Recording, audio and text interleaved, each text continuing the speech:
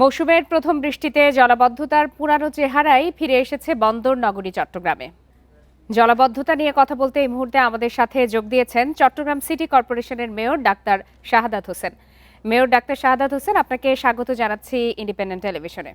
আপনার কাছে একটু প্রথমেই জানতে চাই যে আজই তো অর্থাৎ 2 দিনের বৃষ্টিতে এই চট্টগ্রামবাসী দারুণ ভোগান্তিতে পড়েছেন।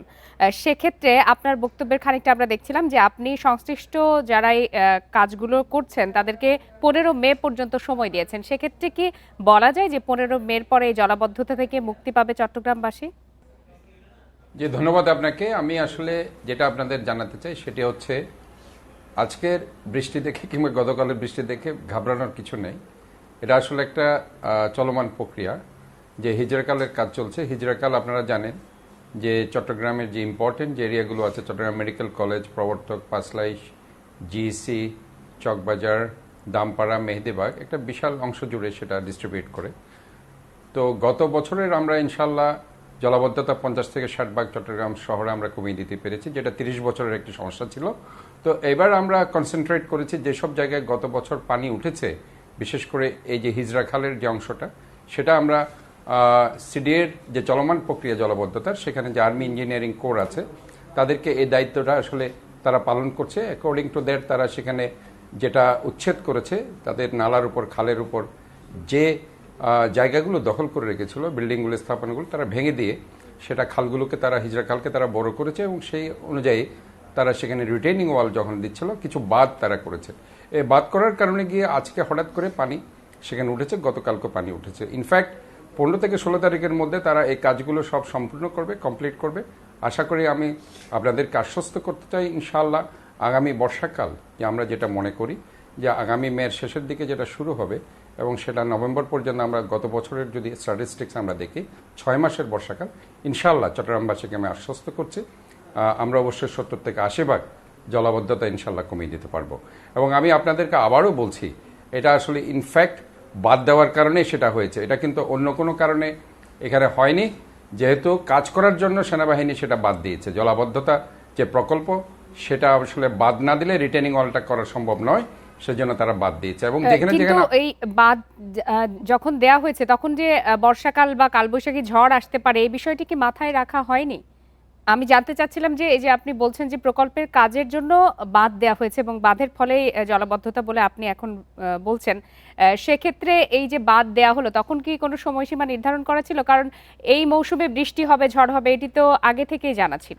মেয়র শাহাদাত হোসেন, আপনি কি আমার কথা শুনতে পাচ্ছেন? কথাটা বলছেন সেটা হচ্ছে বৈশাখী ঝড়, সেটা 1 দিন 2 দিন 3 দিন থাকবে, কিন্তু যে বর্ষাকালের যে বর্ষাটা শুরু হয়, বৃষ্টিটা, সেটা আমিও জানি, আপনিও জানেন, সেটা শুরু হবে মেয়ের শেষের দিক থেকে নিয়ে। এবং গত বছরও আমরা যেটা স্ট্যাটিস্টিক্স দেখেছি, মেয়ের শেষে জুনের ফার্স্ট উইকে সেটা শুরু হয়েছিল, নভেম্বর পর্যন্ত সেটা পারসিস্ট করেছে।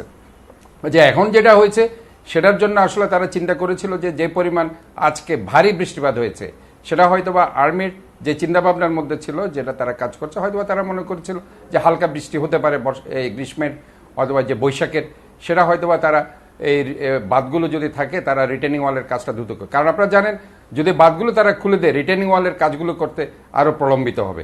কারণ আমি তাদেরকে কিন্তু সময় বেঁধে দিয়েছি যে মের 15-16 তারিখের মধ্যে কিন্তু তারা আমাদেরকে কাজগুলো বুঝিয়ে দিতে হবে, এবং আলটিমেটলি তারা ওই কাজটাই তারা করতে গিয়ে আজকে সেটা করছে। তবে আমি তাদেরকে আজকে বলে দিয়েছি, যেহেতু যতটুকু কাজ তারা করেছে এর মধ্যে গত 4-5-6 মাসে, আশা করি, আমি মনে করতে পারি এতে করে আমাদের সামনের যে বর্ষা মৌসুম আসছে আমরা জলাবদ্ধতা মুক্ত একটা চট্টগ্রাম শহর পাবো। এবং তাদেরকে আমি বাঁধগুলো খুলে দিতে বলেছি এবং এখানে যে মাটিগুলো আছে সেগুলো ক্লিন করে দেবে, এবং তারা এতদিন যে 36টা খাল কাজ করছে, খালগুলো তারা পরিষ্কার করে দেবে। আর আমাদের পার্ট যেটা আছে নালা ক্লিন, সেটা কাজ অলরেডি শুরু করেছে আমরা, কাজ চলবে টিল দ্য রেইনি সিজন। এবং বন্দরের যে কাজ আছে তারা ড্রেজিংয়ের কাজ করছে, তারা করে যাবে।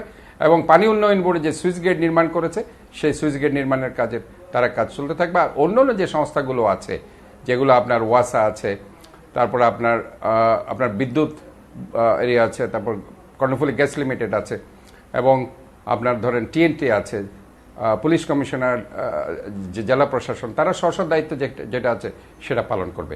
তো আমরা মনে করি যে এখানে ভেরি ইম্পর্টেন্ট আমাদের আসলে এই বাংলাদেশের প্রেক্ষাপটে যে কথাটা আমি বলতে চাই, যে আমাদের যে civic awareness is very important. আমরা যতই নালা খাল পরিষ্কার করি না কেন, জনগণ যতক্ষণ না শহরকে ভালোবাসতে না পারবে, যে এই শহরটা আমার শহর, আমাদের শহর, এই যে একটা দায়বদ্ধতা জনগণকে আমাদের সিভিক অ্যাওয়ারনেস আমাদেরকে ডেভেলপ করতে হবে।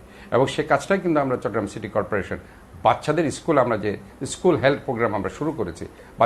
বাচ্চারা এখন স্কুল থেকে শিখছে ময়লা কিভাবে ফেলবে, কোথায় ফেলতে হয়, এবং এই জিনিসটা আমরা কিন্তু এখন শেখাতে চেষ্টা করছি। ওভারঅল আমাদের যে একটা চিন্তাভাবনা, এই চিন্তাভাবনার মধ্যে দিয়ে আমরা মনে করি ইনশাআল্লাহ গত বছর, আমি আবারও বলছি, গত বছর দেখুন 30 বছর একটা সমস্যা, আমরা কিন্তু গত বছরে আমরা 50 থেকে 60 ভাগ কমিয়ে দিতে পেরেছি।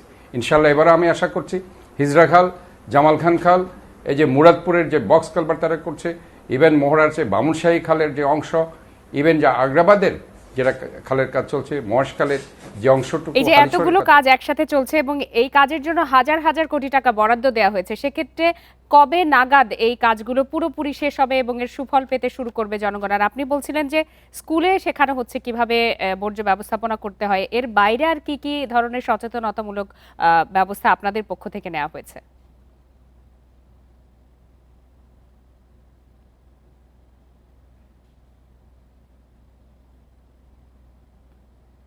করছি, আপনারা জানেন আমরা বর্জ্য থেকে সম্পদে, this the first time Chittagong in Bangladesh আমরা যেটা করছি, যে বর্জ্য থেকে আমরা বায়োগ্যাস উৎপাদনের ফিজিবিলিটি স্টাডি অলরেডি শুরু হয়ে গেছে, এবং এই কাজটি করছে কোরিয়ান একটা কোম্পানি।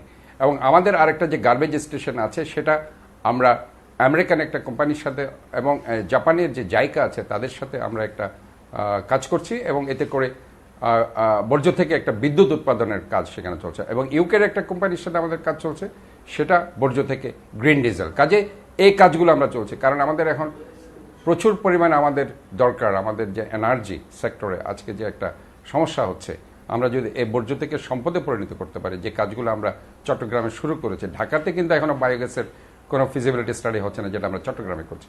কাজে এই ধরনের কাজগুলো আমরা করছি যাতে বর্জ্যগুলোকে আমরা সম্পদে পরিণত করতে পারি। কেউ বর্জ্য যাতে আর নালাতে না ফেলে, বর্জ্যগুলো তারা সম্পদে আমরা এটা পরিণত করছি। কাজে এই ধরনের চিন্তাভাবনাগুলো নিয়ে আমরা কাজ করছি। আশা করছি আমাদের কিছু প্রোগ্রাম আছে, একটা হচ্ছে প্রাইমারি স্টেজ, আর একটা সেকেন্ডারি, একটা টার্সিয়ারি স্টেজ। কাজে সেকেন্ডারি টার্সিয়ারি স্টেজের কাজগুলো কিন্তু আমার এখন চিন্তাভাবনার মধ্যে আছে, যাতে করে আমরা একটা সাস্টেইনেবল সিটি ইনশাল্লাহ, চট্টগ্রাম যেহেতু বাণিজ্যিক রাজধানী, ভেরি ইম্পর্টেন্ট সিটি, আমরা এটাকে বাদ দিতে চাই। তবে আপনাদেরকে আমি বলতে চাই, city government is very important. নগর সরকার ছাড়া মনে রাখবেন কখনো পরিকল্পিত একটি শহর কখনো গড়া সম্ভব নয়। আজকে আপনারা সিঙ্গাপুরের কথা বলেন, টরন্টোর কথা বলেন, লন্ডনের কথা বলেন, টোকিও সিটির কথা বলেন, দেখবেন প্রত্যেকটা জায়গায় সেখানে সিটি গভর্নমেন্ট আছে, নগর সরকার আছে। মেয়র শাহাদাত হোসেন, আপনার কথা মতো আমরাও আশ্বস্ত হতে চাই এবং আমরাও খুব আশাবাদী হতে চাই যে খুব দ্রুতই জলাবদ্ধতা মুক্ত হবে চট্টগ্রামবাসী। অনেক ধন্যবাদ আপনাকে।